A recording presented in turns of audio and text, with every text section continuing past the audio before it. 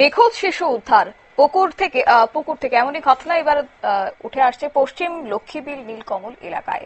অবশ্য সোমবার সকালে বিশালগড়ের পশ্চিম লক্ষ্মীবিল নীলকমল এলাকার বিশ্বজিৎ ঘোষের ছেলে বিবেক ঘোষ, যার ডাকনাম সন, সে নিখোঁজ হয়ে যায়। পরবর্তী সময়ে পাড়া প্রতিবেশীরা তাকে খোঁজাখুঁজি করেছে, কিন্তু সেই অর্থে খুঁজে পাওয়া যায়নি। নিখোঁজ শিশুটিকে উদ্ধার করার জন্য দৌড়ঝাঁপ শুরু হয়ে যায় এবং পরবর্তী সময়ে বাড়ির পার্শ্ববর্তী একটি পুকুর থেকে 2.5 বছরের শিশুর নাম, যার বিবেক ঘোষ, তাকে উদ্ধার করে তড়িঘড়ি নিয়ে আসা হয় মহকুমা হাসপাতালে। কর্তব্যরত চিকিৎসক প্রাথমিক চিকিৎসার পর আগরতলা হাপানিয়া হাসপাতালে রেফার করা হয়। এই বিষয় নিয়ে স্থানীয়দের পক্ষ থেকে কি জানানো হয়েছে শুনুন।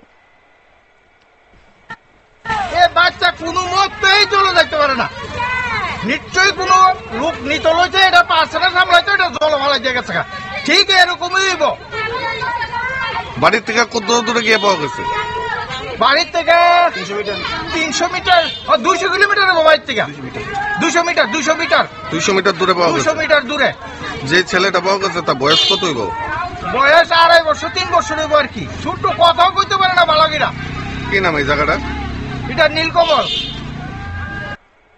স্থানীয়দের অভিযোগ আপনারা শুনলেন এবং এক্ষেত্রে কিন্তু স্থানীয়রা একটা সন্দেহ প্রকাশ করছেন যে সেই শিশুটি কোনোভাবেই পুকুরের ধারে যেতে পারে না, হয়তোবা তাকে পাচারের উদ্দেশ্যে নিয়ে যাওয়া হচ্ছিল এবং তারপরে তাকে জলে ফেলে দিয়েছে, এমন ভাবেই তারা সন্দেহ প্রকাশ করেছেন। যাই হোক, অবশ্য পরবর্তীতে চিকিৎসকদের পক্ষ থেকে কি জানানো হয়েছে শুনুন। কি হয়েছে ম্যাম ঘটনাটা? একটা বাচ্চাকে নিয়ে এসছে, বাচ্চাটা খুব সম্ভবত মানে ওরা যা হিস্ট্রি দিয়েছে জলে ডুবে গেছিল। আনার পরে বাচ্চাটাকে দেখলাম যে বাচ্চাটাকে ম্যানেজমেন্ট করার সময় অনেক জল বেরোচ্ছে মুখ থেকে, নাক থেকে, ফ্রদিং হচ্ছিল। কন্ডিশন খুবই ক্রিটিক্যাল, বাচ্চাটা খুব সিরিয়াস কন্ডিশন ছিল। তো আমরা প্রাইমারি ম্যানেজমেন্ট করার পর খুব তড়িঘড়ি পেশেন্টটাকে হাপানিয়া হাসপাতালে রেফার করেছি। বর্তমানে কি বাচ্চাটা জীবিত আছে না?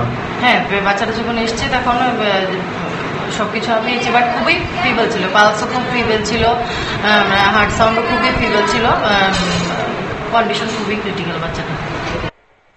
চিকিৎসকদের পক্ষ থেকে বক্তব্য আপনারা শুনলেন। মহকুমা হাসপাতালে কর্তব্যরত চিকিৎসক এই কথা জানিয়েছেন এবং পরবর্তীতে তার অবস্থা খুবই আশঙ্কাজনক হওয়ায় তাকে হাপানিয়া হাসপাতালে রেফার করা হয়েছে। বর্তমানে সেখানে তার চিকিৎসা চলছে বলে জানা গেছে। নিয়ে নিচ্ছি ছোট্ট একটি বিজ্ঞাপন বিরতির সঙ্গে থাকুন।